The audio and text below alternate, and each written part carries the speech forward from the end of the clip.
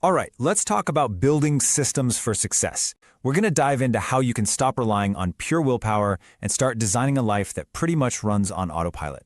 The idea here is to move from constantly trying harder to just being smarter and more effective. So let's kick things off with this powerful idea from James Clear.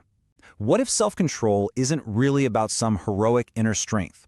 What if the people we call disciplined aren't actually different from the rest of us?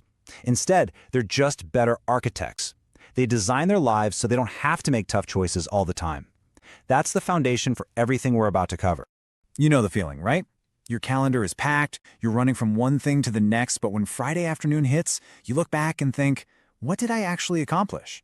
If you've ever felt busy but not productive, you're not alone. And it's a huge sign that the problem isn't your work ethic, it's the system you're working in. So here's our game plan. First, we're going to look at the modern willpower trap. Then, we'll shift our thinking to focus on systems over goals. After that, we're getting super practical with 3 core strategies: building a second brain, engineering your habits, and designing your environment. Okay, first up, we've all been told our whole lives to just try harder, to grind it out, to push through. But here's the thing, in the world we live in today, that advice is actually setting us up to fail. And here's why. It's not you. It's not a personal failing. We are up against some serious forces. We've got cognitive overload, just way too much information for our brains to handle. We've got decision fatigue. Every single choice you make, from what to wear to what to eat, slowly drains your battery. On top of that, we live in an environment that is literally engineered to steal our attention. So relying on heroic willpower to fight all that, it's like trying to paddle a canoe up a waterfall. It's just not going to work. So if willpower is a losing game, what's the alternative? Well, this brings us to a really crucial mindset shift.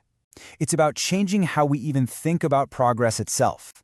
It's about moving away from some distant finish line and focusing on the daily process. This quote from James Clear just nails it. Think about it for a second. Every athlete at the Olympics has the goal of winning a gold medal. Every startup has the goal of being successful. The goal itself doesn't separate the winners from the losers. What does? It's the system they follow day in and day out. It's the tiny, continuous improvements that add up over time. So here's the difference in a nutshell. Goals are about a result. They're a one-time thing. Systems are about the process that leads to those results. They are continuous. They're what you do every day. A goal gives you a quick hit of motivation, but a system creates long-term progress. Because you don't rise to the level of your goals, you fall to the level of your systems. Okay, let's get into the first part of building your own system.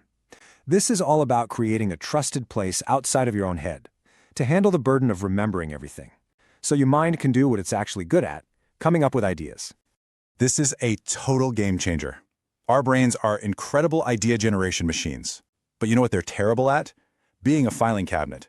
When you try to hold every little to-do, every random thought, every appointment in your head, it just creates this constant low-level hum of anxiety. You need to fire your brain from the job of remembering stuff. Give that task to an external system you can trust. And a great framework for this second brain comes from Tiago Forte. It's called the code method. First, you capture anything and everything that resonates with you. Then, you organize it so you can find it later. Next, you distill those notes down to their core essence. And finally, you express your own unique ideas. It's a system for turning raw information into real-world results. All right, so we've freed up our mental hard drive with a second brain. Now let's look at our day-to-day actions. This section is all about engineering our habits so that the good stuff becomes automatic. The default path, not the difficult one. The core of this comes from James Clear's 4 laws of behavior change. If you want to build a good habit, you just need to do 4 things. Make the cue obvious, make the craving attractive, make the action easy, and make the reward satisfying. And the beautiful part? To break a bad habit, you just flip it on its head. Make it invisible, unattractive, difficult, and unsatisfying. A key strategy for making things easy or difficult is managing friction. Think of friction as the number of steps between you and an action. So, if you want to build a good habit, you decrease the friction. Want to exercise in the morning? Sleep in your workout clothes. Boom, less friction. Want to break a bad habit? You increase the friction. Want to stop mindlessly scrolling on your phone?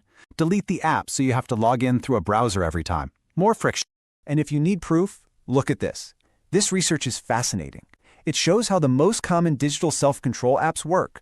They don't give you motivational quotes. They don't remind you of your goals. No, the most popular and effective tools just block stuff. They add friction. They literally make it harder for you to get distracted. It's not magic, it's just smart design. And this leads us to the final and maybe the most powerful piece of this whole puzzle. Instead of trying to win a constant battle inside your own mind, you reshape the battlefield itself. You become an architect of your own behavior. I love this anecdote because it paints such a vivid picture. Are you spending all your energy jumping into the river, saving one person after another, just completely exhausted by the effort? Or do you stop, walk upstream, and figure out who in the heck is pushing everyone in to begin with? We can apply this to our own lives with downstream versus upstream thinking. A downstream approach is trying to use willpower to resist the junk food you already have in your kitchen. An upstream solution is to simply not buy the junk food in the first place. See? Designing your environment is the ultimate upstream fix. It makes the right choice the easy choice, often the only choice. And that brings us full circle. This whole thing isn't about transforming yourself into some kind of productivity superhero with infinite willpower. It's about becoming a smarter designer. It's about structuring your world, your information, your habits, your physical space, so that success becomes the path of least resistance. So I'll leave you with this one final thought.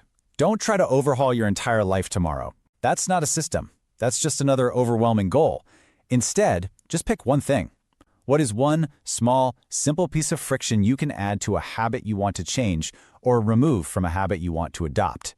That's it. That's how you start building a life that runs on autopilot. Starting right now.